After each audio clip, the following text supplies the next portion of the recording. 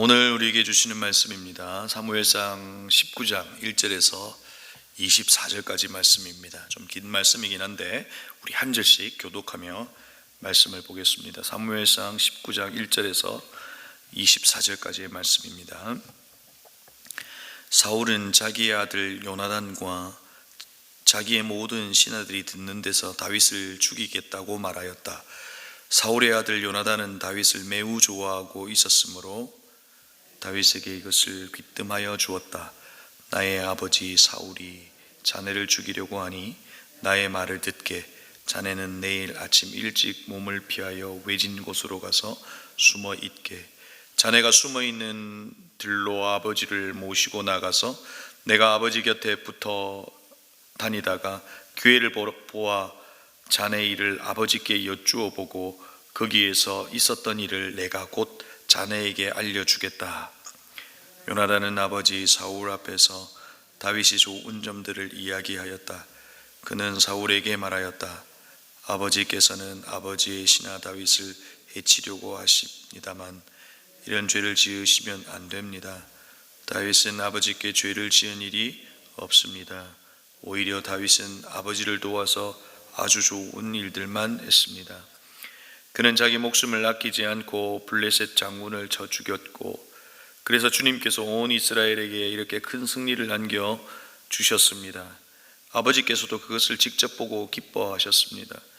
그런데 지금 무엇 때문에 이유도 없이 다윗을 죽여 죄 없는 피를 흘려 죄를 지으려고 하십니까? 사울이 요나단의 말을 듣고 맹세하였다. 그래 주님께서 확실히 살아계심을 두고 맹세하마 내가 결코 다윗을 죽이지 않겠다. 요나단이 다윗을 불러다가 이 모든 일을 알려주고 나서 다윗을 사울에게 데리고 가서 전처럼 왕을 모시게 하였다. 또 전쟁이 일어나니 다윗은 출전하여 블레셋 사람들과 싸웠다. 다윗이 그들을 쳐서 크게 무찌르니 블레셋 사람들이 다윗 앞에서 도망쳤다. 그런데 사울이 이 창을 들고 공중에 앉아 있을 때에 주님께서 보내신 악한 영이 또 사울을 강하게 사로잡았다. 다윗이 수금을 타고 있는데 사울이 창으로 다윗을 벽에 박으려고 하였다. 다윗이 사울 앞에서 피하였으므로 창만 벽에 박혔다. 다윗은 도망하여 목숨을 건졌다. 바로 그날 밤에 사울이 다윗의 집으로 부하들을 보내어 그를 지키고 있다가 아침에 죽이라고 시켰다. 그러나 다윗이 아내 미갈이 그에게 당신은 오늘 밤에 피하지 않으면 내일 틀림없이 죽습니다 하고 경고하였다. 미갈이 다윗을 창문으로 내려다보니 다윗이 거기에서 달아나서 목숨을 건졌다. 한편 미갈은 집 안에 있는 우상을 가져다가 침대에 누이고 그 머리에 염소털을 짠 망을 씌우고 그 몸에 옷을 입혔다. 사울의 부하들이 다윗을 잡으려 오자 미갈은 남편이 병이 들어서 누워 있다고 말하였다. 그러자 사울은 다윗이 정말 아픈지 확인하여 보라고 그 부하들을 다시 보내면서 자기가 직접 죽일 터이니 그를 침대째로 자기에게 들고 오라고 했다.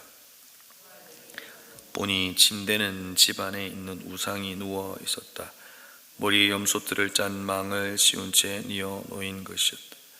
사울이 미갈에게 호통을 쳤다. 네가 왜 나를 속이고 원수가 빠져나가서 살아날 수 있게 하였느냐? 그러자 미갈은 다윗을 빠져나가지 못하게 하였다가는 다윗이 자기를 죽였을 것이라고 사울에게 대답하였다. 다윗은 그렇게 달아나서 살아난 다음에 라마로 사무엘을 찾아가서 그동안 사울이 자기에게 한 일을 모두 이야기하였다. 그러자 사무엘은 곧 다윗을 데리고 나요스로 가서 살았다. 다윗이 라마의 나요스에 있다는 소식이 곧 사울에게 들어갔다. 사울은 다윗을 잡아오라고 부하들을 보냈다. 그들이 가서 보니 예언자들 한 무리가 사무엘 앞에서 춤추고 소리치며 예언을 하고 있었다. 그 순간 그 부하들에게 또 하나님의 영이 내리니 그들도 춤추고 소리치며 예언을 하였다. 사람들이 사울에게 이 소식을 알리니 사울이 다른 부하들을 보냈으나 그들도 춤추고 소리치면서 예언을 하는 것이었다. 사울이 다시 세 번째로 부하들을 보내니 그들도 마찬가지로 춤추고 소리치면서 예언을 하였다. 드디어 사울이 직접 라마로 갔다.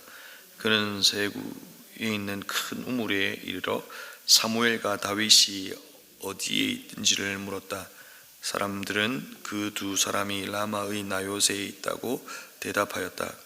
사울이 거기에서 라마의 나요스로 가는데 그에게도 하나님의 영이 내려서 그는 라마의 나요스에 이를 때까지 계속해서 춤추고 소리치며 열광 상태의 예언을 하며 걸어갔다. 사무엘 앞에 이르러서는 옷까지 벗어버리고 춤추고 소리치면서 예언을 하고 나서 그날 하루 밤낮을 벗은 몸으로 쓰러져 있었다. 사울도 예언자가 되었는가 하는 말이 여기에서 나왔다. 아멘. 수고하셨습니다. 사랑하는 성도 여러분, 여러분의 삶에 지탱해주고 있던 이 버팀목들이 있을 겁니다. 내 삶의 안전을 제공해주고 주는 것들, 바로 내가 기댈 곳 말입니다. 오늘 아침에도 새벽에 새벽기도 이제 찬양을 하는데 반주가 없으니까 불안합니다. 이미 제가 이 반주에 기대고 있는 제 모습을 보고 있는 것이죠. 우리가 기대는 곳들이 있습니다. 가족일 수도 있고요, 건강일 수도 있습니다. 내가 가지고 있는 재능이나 재력일 수도 있습니다. 그래서 우리의 삶에 이것이 사라져 버리면 견디기가 힘듭니다. 그런데 이것들이 하나둘 사라질 때 여러분에게는 어떤 마음이 들고, 또 혹여나 우리의 삶에 이와 같은 것들이 사라질 때 어떤 의미에서 이것이 사라지게 되는 것일까요? 오늘 다윗을 통해서 한번 살펴보겠습니다. 다윗은 고대 근동 지역에서 평범한 한 아이였습니다. 양을 치는 목동이었고 부모의 신앙을 물려받은 그냥 그 시대의 그냥 전형적인 한 아이였습니다. 그러나 그의 생애에 자신의 의도와는 상관없는 일들이 그에게 일어나기 시작합니다. 다윗이 15세 정도 되었을 때에 사무엘이 찾아와 다윗에게 기름을 붓고 왕으로, 이스라엘의 2대 왕으로 택정합니다. 아버지의 심부름으로 형에게 도시락 배달 갔다가 다윗을 모욕하는 골리앗과의 싸움을 벌이고 그 골리앗을 넘어뜨리는 그 일도 있고요. 그리고 시간이 흘러 오늘 성경에서 보듯이 사무엘 왕의 군대를 이끄는 장군이 되었습니다. 오늘 8절을 보면 블레셋과의 전쟁에서 대승을 거두고 있는 것을 봅니다. 또 전쟁이 일어나니 다윗은 출전하여 블레셋 사람들과 싸웠다. 다윗이 그들을 쳐서 크게 무찌르니 블레셋 사람들이 다윗 앞에서 도망쳤다. 전쟁에서도 큰 승리를 거두고 많은 사람들이 다윗이 죽인 사람이 만만이다 라고 하면서 막 칭송하기 시작합니다. 나름의 리더십이 생기고 또 사람들의 인정을 받기 시작한 때였습니다.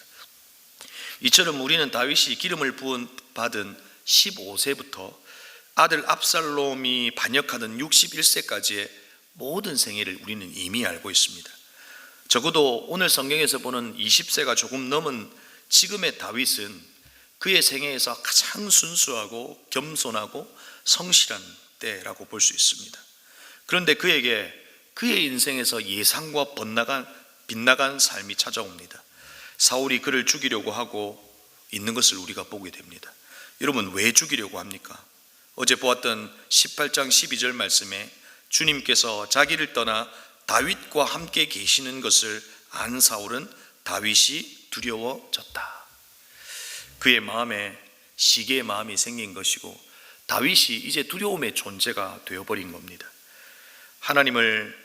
하나님과 함께하고 있다는 그 사실이 그에게는 시기였고 또한 두려움이 되었다는 겁니다.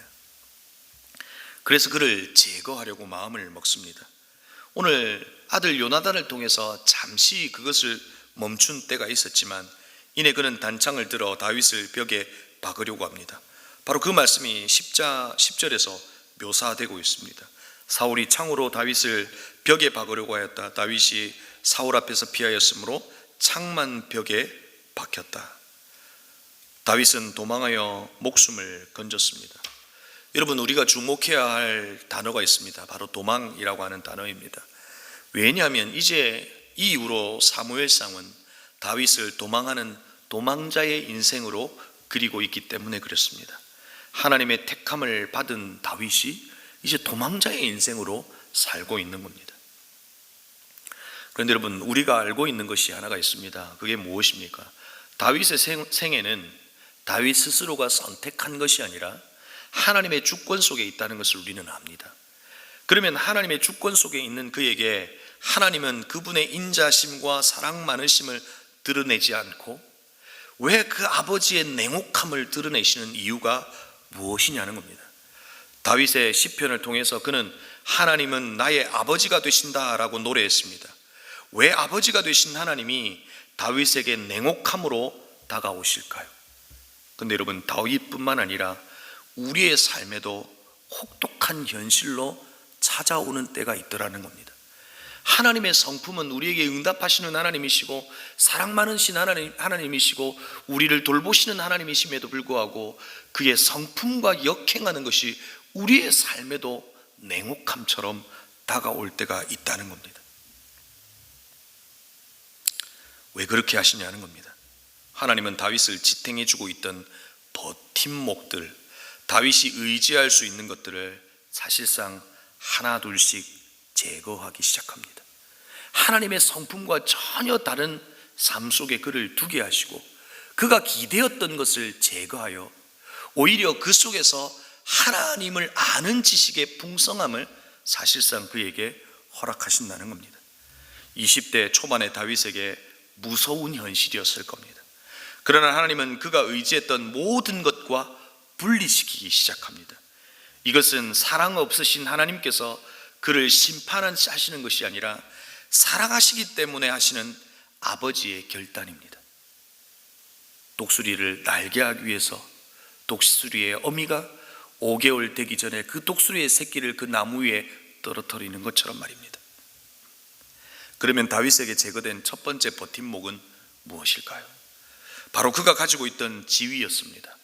용맹한 군인이요 훌륭한 지도자인 것을 전쟁터에서 그는 증명해 보였습니다. 그러나 그 모든 지위는 날아든 창 앞에서 사라져 버렸습니다. 더 이상 사울의 군대를 섬길 수 없게 되었기 때문입니다. 그가 쌓아갔던 명성과 지위가 한순간에 사라져 버렸던 겁니다. 하나님은 첫 번째 그가 버틸 수 있었던 버팀목을 제거하셨습니다. 두 번째 제거된 버팀목은 무엇이었을까요? 다윗은 사울이 자신을 죽이려 하자 그에게 가장 안전을 제공해 줄 곳으로 도망합니다.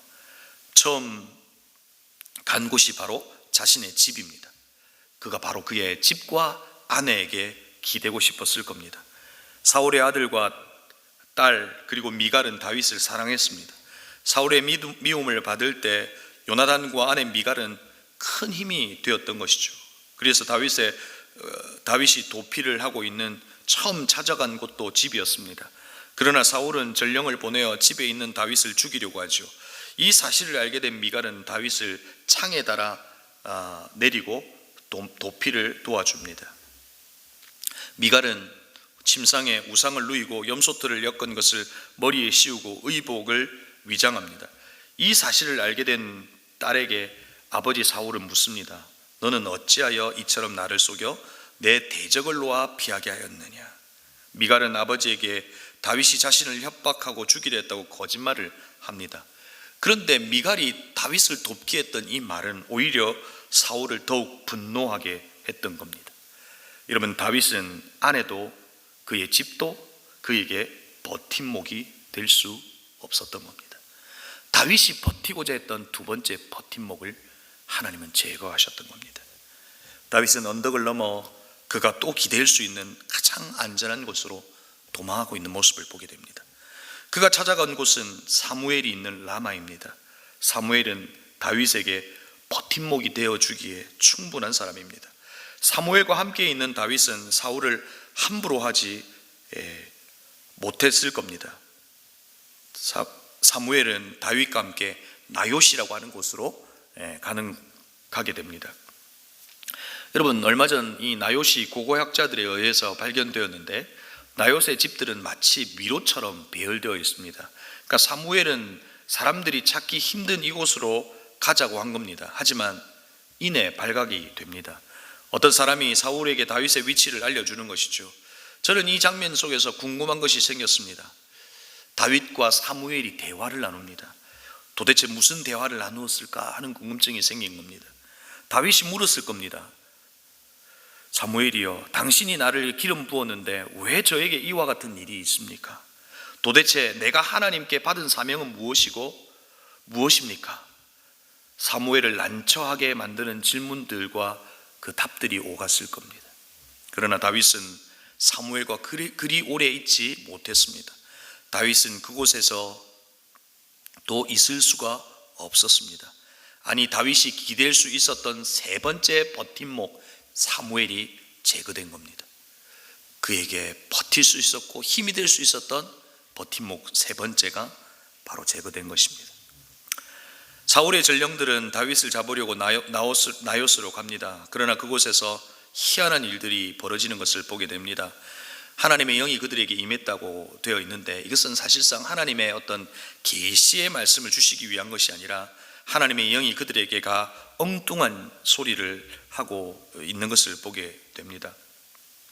사울도 라마를 거쳐 나요스로 가게 되고 사울에게도 동일한 일들이 일어납니다. 그리고 그 나요스에 도착해서는 사무엘 앞에서 옷을 벗고 하루 밤낮을 벗은 몸으로 누워 예언하는 것을 보게 됩니다. 여러분, 우리에게도 마찬가지겠지만 고대 근동에서 벌거벗은 것은 크다란 수치를 의미합니다. 사울에게 임한 예언은 어떤 것일까요? 사울은 맨 처음 왕으로 지명받았을 때 예언을 했고요. 그러나 지금은 예전의 예언과는 상황이 다릅니다. 그때는 성령이 그를 강하게 사로잡았지만 지금은 하나님의 영이 그가 하고자 하는 일 곧 다윗을 죽이는 일을 방해하기 위해 예언을 하게 한 것입니다. 또한 이것이 주는 상징적인 의미가 있습니다. 이 킹메이커였던 사무엘 앞에서 왕복을 벗었다는 것은 그의 통치권의 정당성을 이제 내려놓게 되었다는 의미로 받아들일 수 있는 겁니다. 여러분, 그리고 오늘 우리가 읽지는 않았지만 사무엘상 20장에 보면 또다시 다윗이 또 누군가를 찾습니다. 바로 친구 요나단입니다. 요나단에게 가서 하소연합니다. 왜 나의 인생에 도망자의 인생이 되었는지 묻고 있는 것 같습니다. 사실 하나님께 묻고 있는 것이겠죠. 20장 1절에 보면 다윗이 라마 나요스에 도망하여 요나단에게 이르되 내가 무엇을 하였으며 내 죄악이 무엇이며 내 아버지 앞에서 내 죄가 무엇이기에 그가 내 생명을 찾느냐라고 요나단에게 묻습니다. 그에게 버팀목이 되고 의지할 대상이 되었던 곳을 다윗은 찾아가고 있는 것을 보게 되죠. 그러나 하나님이 택한 다윗을 철저하게 보호하는 동시에 그가 의지했던 모든 것을 제거해 버립니다. 너무나 냉혹한 현실입니다. 그런데 여러분, 오늘 이 다윗의 이 상황을 보면서 우리는 무엇을 깨닫습니까? 오늘 우리에게도 의지하고 있는 것이 무엇이냐는 것입니다. 우리의 삶의 모습을 자세히 관찰해 보면 우리는 우리가 의지하고 있는 것에 다스림을 받고 있는 경우가 많은 것을 발견하게 됩니다.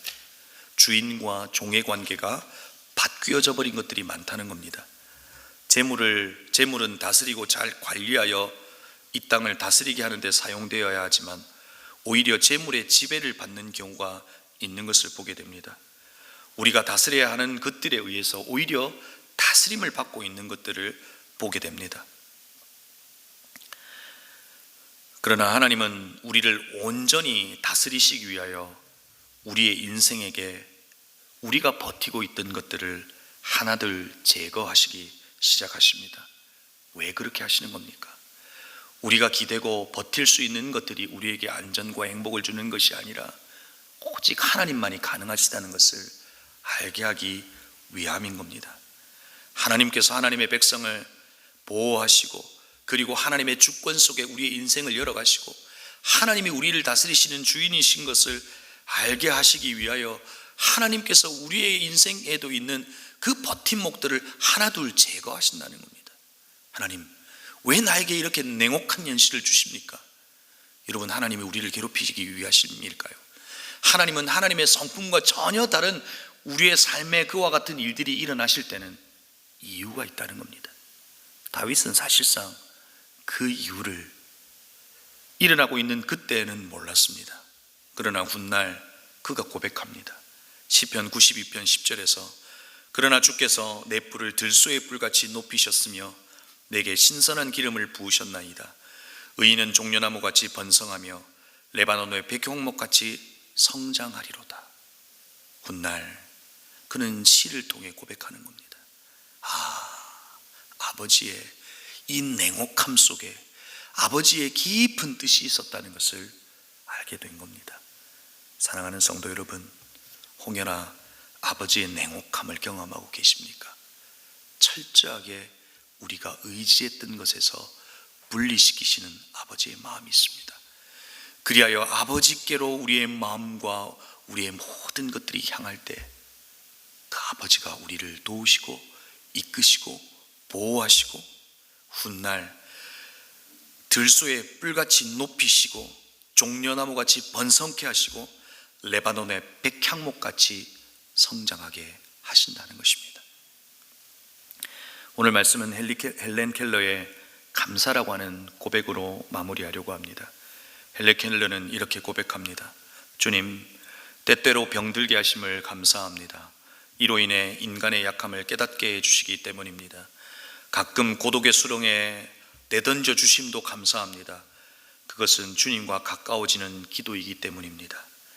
일이 제대로 안 되게 틀어주심도 감사합니다. 그래서 나의 교만이 반성될 수 있습니다. 먹고 사는데 힘겹게 하심을 감사합니다.